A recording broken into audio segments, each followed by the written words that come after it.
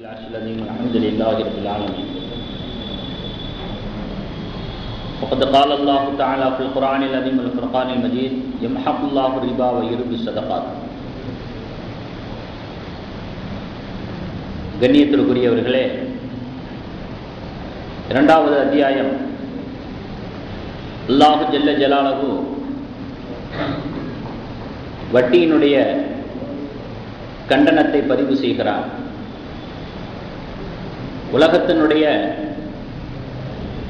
எந்த ஒரு பொருளாதார நிலைப்பாடுகளாக இருந்தாலும் சரி, அரசியல் அமைப்பாக இருந்தாலும் சரி, பிற சமயங்களாக மதங்களாக இருந்தாலும் சரி, பொருளாதாரத்திலே எல்லாவற்றுமே ஒரு நிலைப்பாட்டை கொண்டிருக்கிறது. இஸ்லாம் மட்டும் வட்டியில்லா பொருளாதாரம் என்பதாக கூறி தனக்கென்று ஒரு தனி நிலைப்பாட்டை கொண்டிருக்கிறது. எல்லாமே ஒரு அணியிலையும், இஸ்லாம் தனியாக ஒரு அணியிலையும் ஒரு நிலையிலையும் இருந்து கொண்டிருக்கிறது. வட்டி இல்லாமல் பொருளாதாரத்தை சிந்திச்சு கூட பார்க்க முடியாது. வட்டி தான் மெயின்.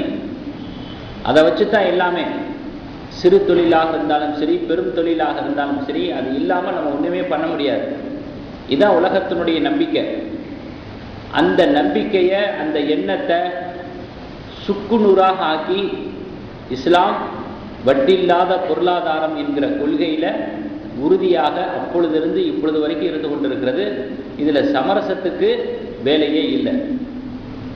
சரி, வட்டி இல்லாமல் ஒன்றுமே செய்ய முடியாது அப்படிங்கிறதான ஒரு கொள்கையில் உள்ளவங்களுடைய நிலைமை எப்படி இருக்குது அப்படின்னு பார்த்தீங்கன்னா, இந்த பொருளாதார நிபுணர்களுக்கு தெரியும், ஒவ்வொரு நாடுமே வட்டி புழங்கி கொண்டிருக்கக்கூடிய, வட்டியை ஆதரித்து கொண்டிருக்கக்கூடிய, வட்டியும் பொருளாதாரத்தையும் இரண்டரை கலந்து ஆட்சி முறை பண்ணிக்கிட்டு இருக்கிற ஒவ்வொரு நாட்டிலையும் பார்த்தீங்கன்னா, தன்னுடைய நாட்டினுடைய வருமானத்தில் 70% வட்டி கட்டுறதுல கொடுத்துடுறாங்க.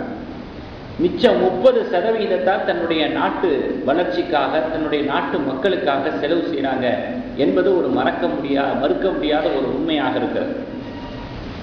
அதே போல வட்டியில் மாட்டிக்கொண்ட ஒரு நாட்டினுடைய நிலைமை எப்படி இருக்குதுன்னு கேட்டிங்கன்னா, ஒரு பொருளுடைய உற்பத்தி செய்த ஒரு பொருளுடைய விலையை நிர்ணயம் செய்கிறதா இருந்தால் உலக வங்கிகளிடத்தில் கேட்டுக்கிட்டு தான், வல்லரசுகளிடத்தில் அனுமதி பெற்றுக்கிட்டு தான் ஒரு உற்பத்தி செய்யப்பட்ட ஒரு பொருளுடைய விலையை நிர்ணயம் செய்ய முடியும் அப்படிங்கிற ஒரு நிலைப்பாட்டில் தான் இன்னைக்கு வட்டியினுடைய நிலையில் இருக்கக்கூடிய நாடுகளுடைய நிலைமை இருக்குது.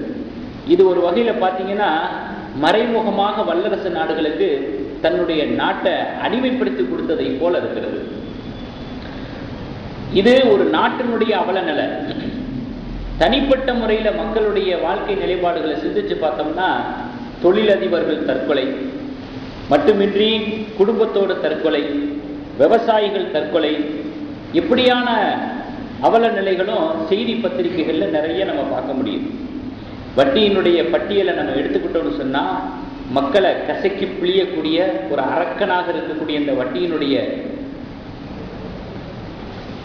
தராதரங்கள், அதனுடைய நிலைப்பாடுகள், ஒவ்வொரு பெயர்லையும் அது தன்னுடைய அழிச்சாட்டியத்தை செய்து கொண்டிருக்கிறது.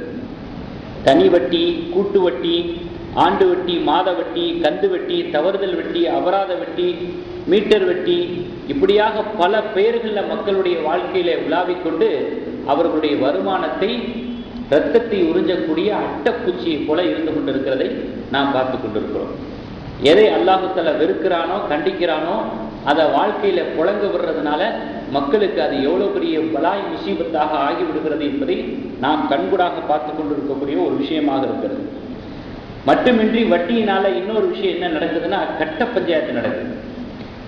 அவனுடைய நிலைமையை பயன்படுத்தி கொண்டு அவனுக்கு வட்டிக்கு பணத்தை கொடுத்துட்டு கட்ட பஞ்சாயத்தை வச்சு அவனுடைய சொத்துக்களை எல்லாம் எழுதி வாங்கிடுறது.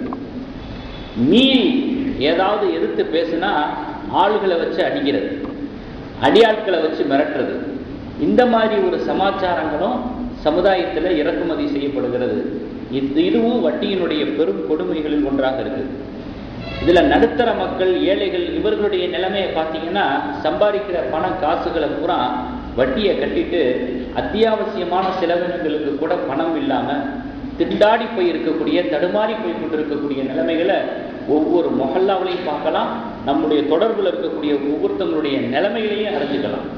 இது ஒரு பக்கமான ஒரு அழிச்சாட்டி.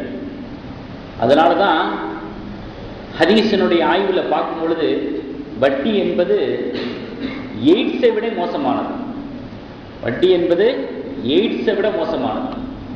ஏன் அப்படி சொல்லப்படுதுன்னா, நபி ஸல்லல்லாஹு அலைஹி வஸல்லம் அவர்கள் சொல்றாங்க, முஸ்லிம் ஷரீஃபில் பதிவு செய்யப்பட்ட ஹதீஸு, யார் வட்டி தொழிலில் ஈடுபடுறாரோ அவர் தன்னுடைய தாயோட விபச்சாரம் செய்கிறது மாதிரி என்பதாக நபிகள் நாயகம் ஸல்லல்லாஹு அலைஹி வஸல்லம் சொன்ன செய்தி ஹதீஸ் முஸ்லிம் ஷரீஃபில் பதிவு செய்யப்பட்டிருக்கு. இப்போ இது எய்ட்ஸை விட மோசம் தானே? எய்ட்ஸை விட மோசம் தானேங்க? அந்த அளவுக்கு ஹதீஸ்லையும் கண்டனம் செய்யப்பட்டிருக்கிறது. அதனால இஸ்லாம் கொஞ்சம் ஆழமாக சிந்திச்சு பார்த்துச்சு. ஏமாறுறவன் இருக்கிற வரைக்கும் ஏமாத்துறவன் இருந்துக்கிட்டே தான் இருப்பான். அதனால முதல்ல ஏமாறுறவர்களுடைய எண்ணிக்கையை குறைக்கணும், அடியோட நீக்கணும். அப்படிங்கிறதுக்காக வேண்டி இஸ்லாம் எப்படி ஒரு சட்டத்தை வட்டியினுடைய விஷயத்தில் அமைச்சிச்சு அப்படின்னு சொன்னால், வாங்கிறது, விற்கிறது, கொடுக்கிறது, சாட்சியாக இருக்கிறது, அது சம்பந்தமான பொறுப்புகளை வகிக்கிறது, எல்லாத்தையும் ஒரே பாவமாக இஸ்லாம் அமைத்து கொடுத்து விட்டது. இஸ்லாம் சட்டத்தை இயற்றி விட்டது. ஏன்னா அந்த அளவுக்கு ஒரு மோசமான ஒரு கொடும் பாவம் அப்படிங்கிறத புரிய வைப்பதற்காக.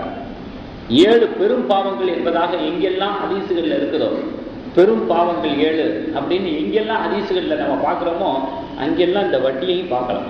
வட்டியும் அந்த 7 பெரும் பாவங்களில் சேர்க்கப்பட்டதாக இருக்கும். ஆனால் இன்னைக்கு வட்டி கூடாது, வட்டி கண்டிக்கப்பட்டிருக்கு, அல்லாஹ் ரசூலுக்கு பிடிக்காதுன்னு எவ்வளவுதான் நம்ம சொன்னாலும் நடைமுறையில் என்ன நிதர்சனமான நிலைமை இருக்குது அப்படின்னு சொன்னால், வட்டி இல்லாத தொழிலே கிடையாது என்று சொல்லலாம். அந்த அளவுக்கு இன்னைக்கு நடைமுறையில் இருந்துகிட்டு, பெட்டிக்கடையிலிருந்து கப்பல் கட்டுற தொழில் வரைக்கும் வட்டி தான் இன்னைக்கு கோலோச்சிக்கிட்டு இருக்கு. பெருமானார் ஸல்லல்லாஹு அலைஹி வஸல்லம் அவர்கள் அதையும் சொல்லிட்டாங்க, இப்படி ஒரு காலம் வரும்னு. வட்டியை உண்ணக்கூடாது, வட்டி சாப்பிடக்கூடாது, வட்டியில் சம்மந்தப்படக்கூடாது அப்படின்னு ஒருத்தர் நினைப்பார். அந்த வைராக்கியத்தோட பத்தியமாக இருப்பார். அவர் என்னதான் பத்தியமாக இருந்தாலும் அதனுடைய புழுதியாவது அவர் மேலே பட்டுரும் அப்படின்னு பெருமானார் ஸல்லல்லாஹு அலைஹி வஸல்லம் அவர்கள் அப்பவே சொல்லி வச்சுட்டாங்க. அபூதாவுது ஷரீஃபில் பதிவு செய்யப்பட்ட ஹதீஸ். இன்னொரு ஹதீஸ் பாருங்க, நபி ஸல்லல்லாஹு அலைஹி வஸல்லம் சொல்றாங்க, எப்போ வட்டி, விபச்சாரம், மதுபானம் இந்த 3ம் பரவலாகிடுச்சோ இப்போ உலக அழிவுனால நீங்க எதிர்பாருங்க. இது கியாமத் நாளுடைய அடையாளங்களில் உள்ள ஒன்று என்பதாக பெருமானார் ஸல்லல்லாஹு அலைஹி வஸல்லம் அவர்கள் சொன்னாங்க. ஒரு அருமையான ஒரு சூரா 30வது ஜுஸுல ஈலாஃபி குரைஷின் ஈலாஃபிஹிம் ரிஹலத்த ஷிதாஇ வஸ்ஸைஃப், அந்த சூராவினுடைய அர்த்தத்தை கொஞ்சம் பாருங்க. மேலோட்டமாக பார்த்தா ஏதோ ஒரு ஆன்மீக ரீதியான ஒன்று என்பது போல தெரியும். அதாவது ஹிஜ்ரத்தை பற்றி சொல்லப்படுது. நபி ஸல்லல்லாஹு அலைஹி வஸல்லம் அவர்கள் மக்காவிலிருந்து மதீனாவுக்கு போனாங்க இல்லையா? மக்காவிலிருந்து மதீனாவுக்கு நபி ஸல்லல்லாஹு அலைஹி வஸல்லம் அவர்கள் இடம்பெயர்ந்து போனது மேலோட்டத்தில் பார்த்தா ஒரு ஆன்மீக பயணமாக தெரியுது. ஆனால் கொஞ்சம் ஆழமாக பார்த்தா அது ஆன்மீக பயணம் மட்டும் இல்லை, ஆன்மீக திட்டங்கள் மட்டும் இல்லை, அது ஒரு பொருளாதார மேம்பாட்டு திட்டம் அப்படிங்கிறது நமக்கு விளங்க வரும் அந்த வரலாறை படித்தா. ஏன்னா அல்லாஹ் அந்த சூறாவில் சொல்கிறான், நீ ஈலாஃபி குரைஷின் ஈலாஃபிஹிம் ரிஹலத்த ஷிதாஇ வஸ்ஸைஃப், குறைஷி மக்களுக்கு, அதாவது மக்காவாசிகளுக்கு கோடைகால பிரயாணத்தையும் மழைகால பிரயாணத்தையும் அல்லாஹ் வழங்கினானே, அப்படிப்பட்ட அந்த அல்லாஹ்வுக்கு அவர்கள் நன்றி செலுத்தட்டுமாக. ஃபல்யஅபுது ரப்ப ஹாதல் பைத்தில்லதி அத்அமஹும் மின் ஜூஇன் வ ஆமனஹும் மின் கௌஃப். 2 கால கோடைகால மழைகால 2 பிரயாணங்களையும் அல்லாஹ் அவர்களுக்கு தந்தமைக்காக வேண்டி இந்த ஆலயத்தினுடைய ரப்பாகிய அவனை வணங்கட்டுமாக. அவன்தான் பசியிலிருந்து அவர்களுக்கு விடுதலை அளித்தான், பயத்திலிருந்து விடுதலை அளித்தான், வாமனம் பயத்திலிருந்து விடுதலை அளித்தான் என்று சொல்லி அல்லாஹ் அந்த சூறாவை முடிச்சிடறான். வரலாறை நம்ம எடுத்து பார்த்தா என்ன அதனுடைய பின்னணியில் இருக்குதுன்னு கேட்டா, மக்காவாசிகள் இருக்கிறாங்களே, இவர்கள் சிறந்த வியாபாரிகளாக இருந்தாங்க. ஆனால் அவர்களிடத்துல எந்த விதமான மூலதனமும் இல்லாமல் இருந்துச்சு. மூலதனமான பொருள்கள் இல்லை, ஆனால் வியாபாரம் செய்யறதுல நல்ல திறமையான ஆளாக இருந்தாங்க. இதனால கைவசம் பொருள் இல்லாத காரணத்தினால, மூலதனம் இல்லாத காரணத்தினால என்ன செய்வாங்கன்னா, யமன் நாட்டுக்கு போவாங்க. அங்கே உள்ள பெரும் பெரும் தனவந்தர்களிடத்துல பொருள்களை கடனாக பெறுவாங்க. கடனாக பெற்ற அந்த பொருள்களை வாங்கிக்கிட்டு சிரியாவுக்கு போவாங்க. சிரியாவில் போய் அந்த பொருள்களை எல்லாம் வித்துருவாங்க. வித்துட்டு அதில் வரக்கூடிய காசுல சிரியாவில் கிடைக்கக்கூடிய பொருள்களை வாங்குவாங்க. வாங்கி மறுபடியும் யமனுக்கே வருவாங்க. வந்துட்டு அந்த பொருள்களை, சிரியாவுடைய பொருள்களில் யமனில் வச்சுட்டு வாங்கின கடனை எல்லாம் கொடுத்துட்டு நிகர லாபம் இருக்குது பார்த்தீங்களா, அந்த லாபத்தை கொண்டுட்டு மறுபடியும் மக்காவுக்கு வந்து அவங்க அந்த லாபத்தை வச்சு குடும்பம் நடத்துவாங்க. அந்த லாபத்தை வச்சு அவங்களுடைய வாழ்க்கையை கழிப்பாங்க. இப்படி வருஷத்துக்கு 2 பிரயாணம் பண்ணுவாங்க. கோடை காலத்தில் ஒரு பிரயாணம், மழை காலத்தில் ஒரு பிரயாணம். இந்த 2 பிரயாணத்தை பற்றி தான் அல்லாஹ் தஆலா இந்த சூறாவில் சொல்றான். லீலாஃபி குரைஷின் ஈலாஃபிஹிம் ரிஹ்லத ஷிதாஇ வஸ்ஸைஃப். மழைக்கால பிரயாணத்தையும் கோடைக்கால பிரயாணத்தை, வருஷத்துல இது மாதிரி 2 பிரயாணம் பண்ணா வருஷம் முழுவதும் உட்காந்து சாப்பிடலாம். ஆனா இந்த 2 பிரயாணம் பண்ணிட்டு வர்றதுக்குள்ளாட்டி போதும் ஆயிடும். 6 மாசத்துக்கு ஒரு தடவை பிரயாணம். இப்படி ஒரு பிரயாண வாய்ப்புகளை அல்லாஹ் அவர்களுக்கு கொடுத்தானே, அதுக்கு நன்றியாக இந்த ஆலயத்தினுடைய ரப்பை அவர்கள் வணங்கட்டுமாக. பசியிலிருந்தும் பயத்திலிருந்தும் அவன்தான் அவர்களுக்கு விடுதலை தந்தான் அப்படின்னு அல்லாஹ் சூறாவில் முடிக்கிறான். இப்ப நபி ஸல்லல்லாஹு அலைஹி வஸல்லம் அவர்கள் என்ன பண்றாங்க, மக்காவிலிருந்து மதீனாவுக்கு ஹிஜ்ரத் பண்ணி போறது மேலோட்டம் பார்த்தா ஆன்மீக திட்டம், ஆழமா பார்த்தா பொருளாதார திட்டம். மக்காவாசிகளிடத்தில் இருக்கக்கூடிய அந்த வியாபார மூளையையும் மதீனாவாசிகளிடத்தில் இருக்கக்கூடிய அந்த உற்பத்தி திறனையும், மதீனாவாசிகளுடைய நிலைமை எப்படி இருந்துச்சுன்னு கேட்டீங்கன்னா, நல்லா விவசாயம் செய்வாங்க, நல்லா உழைப்பாங்க. அதுல வரக்கூடிய தானியங்களை பூரா, அதுல விளையக்கூடிய விளைச்சல்களை பூரா யகூதிகள்கிட்ட வாங்கின கடனுக்கு வட்டியை கட்டிடுவாங்க. கட்டிட்டு கஷ்டப்படுவாங்க. நல்லா சம்பாதிப்பாங்க, உழைப்பாங்க, விவசாயம் பார்ப்பாங்க, வெள்ளாமை பார்ப்பாங்க, விளைச்சலை பார்ப்பாங்க. அத்தனையும் வட்டிக்கு கொடுக்கறதுக்கே சரியா போயிடும். கடைசியில் பார்த்தா கஷ்டப்பட்டு இருப்பாங்க. அப்ப அவர்களிடத்துல உற்பத்தி பொருள் இருக்குது, ஆனா எப்படி வியாபாரம் பண்ணணுங்கிறது தெரியல. மக்காவாசிகளிடத்துல வியாபாரம் எப்படி பண்ணணுங்கிறது தெரியுது, ஆனா உற்பத்தி பொருள் இல்லை. அப்ப 2 ஊர் மக்களையும் நபி ஸல்லல்லாஹு அலைஹி வஸல்லம் அவர்கள் இணைச்சாங்க, கொடுக்கல் வாங்கலை ஏற்படுத்தினாங்க. இப்போ 2 ஊர் மக்களுமே பொருளாதாரத்துல பெரிய உயர்ந்த நிலையை அடைஞ்சிட்டாங்க. பெரிய ஒரு மாற்றம் ஏற்பட்டுருச்சு. இப்படி ஒரு நிலைமையை பெருமானார் ஸல்லல்லாஹு அலைஹி வஸல்லம் அவர்கள் ஏற்படுத்தி தந்ததற்கு இந்த ஹிஜ்ரத் ஒரு காரணமா இருந்துச்சு.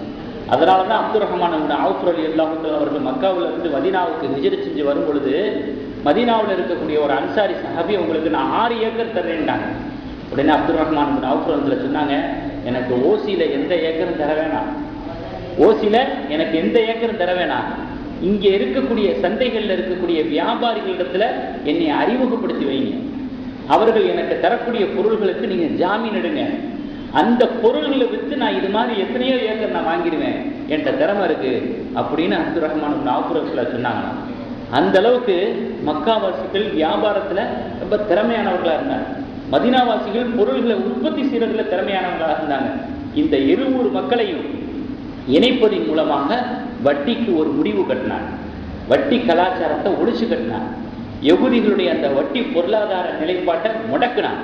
இதே மாதிரிதான் என்னதான் நம்முடைய காலத்துல வட்டி கோலோச்சு கொண்டு இருந்தாலும் சரி, வியாபித்து இருந்தாலும் சரி, அதை முழுமையாக ஒழிப்பதற்கு என்ன செய்ய வேண்டும் என்பதாக யோசிக்கணும். எல்லாரும் அப்படி சொல்றாங்க, அதனால நம்மளும் வேறு வழியில வாங்கித்தான் ஆகணும் அப்படின்னு நினைக்கக்கூடாது. அதை மாற்றுவதற்கு, அதிலிருந்து தவிர்ப்பதற்கு, அதிலிருந்து ஒதுங்குவதற்கு ஏதாவது வழி இருக்குதா என்பதாக நம்ம என்ன செய்யணும், நம்முடைய மூளையை கசக்கி யோசிக்க வேண்டும். அதிலிருந்து விடுபடுவதற்கான முயற்சிகளை மேற்கொள்ள வேண்டும். புது புது வழிகளை யோசிக்க வேண்டும். மனிதன் முயற்சிக்கும் பொழுது அவனால் முடியாதது எதுவுமே இல்லை. நம்முடைய நியத்தை அப்படியே அடிப்படையில் வச்சுக்கிட்டோம்னா அதுக்கு தகுந்த மாதிரி ஒரு சூழ்நிலைகளை ஏற்படுத்தி கொடுப்பதற்கு அல்லாஹ் பொறுப்படுத்திக் கொடுக்கணும். அது விஷயத்துல நம்ம இன்ட்ரெஸ்ட் இல்லாம அசட்டையாக இருந்தோம் இருந்துச்சுன்னா ஆயுள் முழுவதும் வட்டியிலேயே உழண்டுகிட்டு இருக்க வேண்டியதான். நம்முடைய பிச்சலங்களும் சந்ததிகளும் பிள்ளைகளும் அதுல தான் போய் மாட்டணும். அப்போ என்றென்றும் இறை சாபத்திற்கு ஆளாக வேண்டிய ஒரு சூழ்நிலை ஏற்படும். அதுக்கு ஒரு எக்ஸாம்பிளா ஒரு சின்ன ஒரு உதாரணம் சொல்றேன். ரமலானுடைய பிறக்கிறதுக்கு முன்னால ஒரு 10 நாளைக்கு முன்னாடி நான் வெளியூர் போயிருந்தேன். உங்களுக்கெல்லாம் தெரியும், 4 நாள் இல்லைண்ணா, ஒரு 4 நாள் 5 நாள் நான் லீவ் எடுத்துட்டு போயிருந்தேன். அப்படியே போகும்பொழுது இது கொடைக்கானல் கிளைமேட்டு தானே இது, அதனால ஃபேமிலியோட கொடைக்கானலுக்கு போனேன். கொடைக்கானலில் நான் ஒரு 3 நாள் இருந்தேன். அப்போது கோயம்பேடு மார்க்கெட்டுக்குள்ள ஒரு தொழு வைக்கக்கூடிய ஒரு இமாம் இருக்கிறாங்க. ஒரு பள்ளிவாசல் மாதிரி இருக்குது, அங்கே உள்ள வியாபாரிகளுக்கு தொழு வைக்கிற மாதிரி ஒரு என்னுடைய நண்பர் தான், என் கூட மதரசால ஓதுனவர் இமாம் இருக்கிறார். அவர் சொன்னார், கொடைக்கானலில் என்னுடைய சொந்த ஊர் இருக்குது, மறக்காமல் என் வீட்டுக்கு போப்பானி அப்படின்னு போகும்போது சொல்லிட்டு தான் சொன்னார் அவர். சரி, நான் கொடைக்கானல் போனேன். மலையினுடைய உச்சியிலிருந்து பார்த்தா இந்த பூம்பாறைன்னு ஒரு ஊர் இருக்குது. கிட்டத்தட்ட ஒரு 150 வீடுகள் மட்டுமே அங்கே இருக்குது. அது ஒரு பழமையான ஒரு ஊர். அது பூம்பாறைன்னு சொன்னாங்க. இவர் கண்டிப்பாக என் ஊருக்கு போகணும், என் வீட்டுக்கு போகணும் அப்படின்னு சொன்னார். அதனால சரின்னு சொல்லிட்டு நம்ம இந்த பூம்பாறைங்கிற அந்த ஊருக்கு போனோம். என்னுடைய நண்பருடைய தகப்பனாரை சந்திச்சேன், வீட்டில் போய் சந்திச்சேன். அல்லாஹ் அக்பர். அவருக்கு வயசு எத்தனை தெரியுமா? 80 வயசு. சுகர் இல்லை, பிபி இல்லை, மூட்டு வலி இல்லை. ஒவ்வொரு வக்து தொழுகைக்கும் ஒரு மலைக்கு மேலே பள்ளிவாசல் இருக்குது, மலை மேலே ஏறி தொழுதுட்டு இறங்குறார் ஒவ்வொரு வக்துக்கும். அந்த பள்ளிக்கு அவர் தான் தலைவர். 1954 அந்த ஊருக்கு வந்த முதல் முஸ்லீம் அவர் தான். அவருக்கு பிள்ளைங்க எத்தனை பேர் தெரியுமா? 7 ஆம்பளை பிள்ளை, 6 பொம்பளை பிள்ளை. அதில் 3வது ஆம்பளை பிள்ளை தான் என் கூட ஓதுனவர். இப்போ கோயம்பேட்டில் மார்க்கெட்டுக்குள்ளே இமாமா இருக்கிறார். 7 ஆம்பளை பிள்ளை, 6 பொம்பளை பிள்ளை. எல்லா விவரங்களையும் அவர் சொல்றாரு. அதுக்கு முன்னாடி ஓதுற காலத்தில் அவருன்னு சொல்லிட்டாரு, என் நண்பரும் சொல்லிட்டாரு. இன்னைக்கு அவர் வீட்டிலே இருந்துக்கிட்டு அவருடைய தகப்பனார் வாய்மொழி வழியாக எல்லா செய்தியும் நான் கேட்குறேன். வீட்டில் பார்த்தீங்கன்னா உருளைக்கிழங்கா கிடந்துச்சு. எதனா உருளைக்கிழங்கா நின்றேன். உருளைக்கிழங்கு இல்லை, உருளைக்கிழங்குடைய விதை அப்படின்ட்டார். அவ்வளவு விவசாயம் பார்க்குறாரு. ஒரு நிமிஷம் கூட சும்மா இருக்க மாட்டார். இந்த வயசுலையும் காலையில் 6 சுபு தொழிலை முடிச்சாருன்னா நைட்டு 10-11 மணி. இந்த விவசாய வேலை பத்தாதுன்னு மளிகை கடை வேற வச்சிருக்கிறாரு. காட்டினாரு, இதான் நான் நடத்துகிற மளிகை கடை. யாரையும் நம்பிக்கிட்டு இல்லை, எந்த மகனையும் நம்பிக்கிட்டு இல்லை. அவருடைய உழைப்பு தொழுக, அவருடைய உழைப்பு தொழுக. இதில் ஒரு பெரிய விஷயம் என்ன தெரியுமா? அவருக்கு 100 ஏக்கர் இருக்குது. 1 மாதம் 2 மாதத்துக்கு முன்னாடினா எல்லா மக்களுக்கும் சொத்தை பிரித்து கொடுத்தாங்க. அதில் என்னுடைய நண்பர் சொன்னேன் இல்லையா, அவருக்கு எத்தனை ஏக்கர்னு கேட்டேன். 6 ஏக்கர் கொடுத்துருக்காரு. ஏக்கருங்க 100 ஏக்கர். அதில் ஒரு 2-3 ஏக்கரை பள்ளியாசலை கொடுத்துருக்கிறாரு. பெரிய ஒரு விஷயம் என்ன தெரியுமா? இத்தனை மக்களுக்கும் காரியம் பார்த்துருக்கிறாரு, சொத்தை விற்கலை. அது ஒரு பாயிண்ட். நான் எல்லாத்தையும் தானே கேட்டேன், எல்லாத்தையும் தானே கவனிச்சேன். இவ்வளோ பொம்பளை பிள்ளைங்களை கட்டி கொடுத்துருக்கிறாரு, காரியம் பார்த்துருக்கிறாரு. வட்டி அறவே அவருக்கு பிடிக்காது. சொத்தை விற்காமையே உள்ள காரியங்களை பார்த்துருக்கிறாரு. கடைசியில் சொத்துக்களை எல்லா மக்களுக்கும் பிரித்து கொடுத்தாரு. வட்டி கூடாதுங்கிறதுல அவ்வளோ வைராக்கியமாக உள்ளவர். தொழுகையாளி, ஹலால் ஹராம் பேணி நடக்கிறவர். அல்லாஹ்வுல எவ்வளோ பெரிய பரக்கத் செய்யணும் பார்த்தீங்களா? அது உடம்பு நல்லா ஆரோக்கியமாக இருக்குது. அவருடைய மகனாரை பார்த்தா அத்தாவை பார்க்க வேண்டியதில்லை, அத்தாவை பார்த்தா மகனாரை பார்க்க வேண்டியதில்லை. அப்படி 2 பேரும் சேமாக இருப்பாங்க தோற்றத்தில். இப்போது நம்முடைய நான் மக்ரிப் பிறகு நான் சொன்னேன் பார்த்தீங்களா, என்ன வாசகம் சொன்னேன்? மக்ரிப்புக்கு பிறகு ஒரு விஷயம் சொன்னேன். 30 நோன்பு வைப்பேன் அப்படின்னு நியத்து வைங்க. உங்களுடைய நியத்தை அழகா அமைச்சுக்குங்க. அதுக்கு தகுந்த வழிகளை அல்லாஹ் காட்டுவான், பொறுப்பெடுத்துக்குவான். என்னுடைய அடியான் பிரியப்பட்டுட்டா அப்படிங்கிறதுக்காக வேண்டியாவது அதை நிறைவேறதுக்கு அல்லாஹ் தஆலா உதவி செய்வான். நீ என்னை பற்றி என்ன நினைக்கிறியோ அப்படித்தான் நான் உன்னை நடந்துக்கிடுவேன். அல்லாஹ் சொல்றான், பெருமானார் ஸல்லல்லாஹு அலைஹி வஸல்லம் ஹதீஸ், என்னை பற்றி உன்னுடைய எண்ணம் என்ன, அதன்படிதான் என்னை நீ காண்பாய். அப்போ நம்முடைய எண்ணங்கள் அழகாக அமைச்சுக்கிறணும், ஷரியத்துக்கு உட்பட்ட அமைச்சுக்கிறணும். ஏங்க வட்டி இல்லாமல்லாம் ஒன்றும் பண்ண முடியாதுங்க. இவரே எடுத்து கொடுக்குறது, இவரே முடிவு பண்றது. அப்போ போ அப்படின்னு எல்லாம் என்ன செஞ்சிருவான்? அந்த வழியிலே விட்டுருவான். அவனுடைய உதவி நிறுத்தப்பட்டுரும், அவனுடைய கேட் வாபஸ் வாங்கப்பட்டுரும். அந்த மாதிரி ஒரு முடிவுக்கு நம்ம ஆளாகணுமா? அந்த மாதிரி ஒரு சாபத்துக்கு நம்ம ஆளாகணுமா? அட வாங்குறோம், வாங்காம போறோம், மாற்றோம், மாட்டாம போறோம். கொஞ்சமாவது மனசுல ஒரு துடிப்பு இருக்கணுமே, ஒரு வலி இருக்கணுமே, ஒரு அலபாயணுமே. ஆகா ஹராமானதாச்சே, வாங்க வேண்டிய சூழ்நிலை ஆகிப்போச்சு, ஹராமானதாச்சே, அதில் ஈடுபடுற மாதிரி ஆகிப்போச்சு அப்படிங்கிற அந்த உறுத்தலை பார்த்துட்டாவது எல்லாம் பண்ணிக்கலாம் இல்லையா? அதுலேருந்து நம்மளை மீட்டு எல்லாம் தரலாம் இல்லையா? அதனால வட்டி கூடாது கூடாதுன்னு ஒவ்வொரு உயிர் மூச்சிலையும் கலந்துருக்கணும். நம்முடைய சிந்தனையில் அப்படியே படிவமாக பதிஞ்சிருக்கணும். அதுதான் இந்த ஆயத்தினுடைய நோக்கமாக இருக்கு. அஸ்ஸலாமு அலைக்கும்.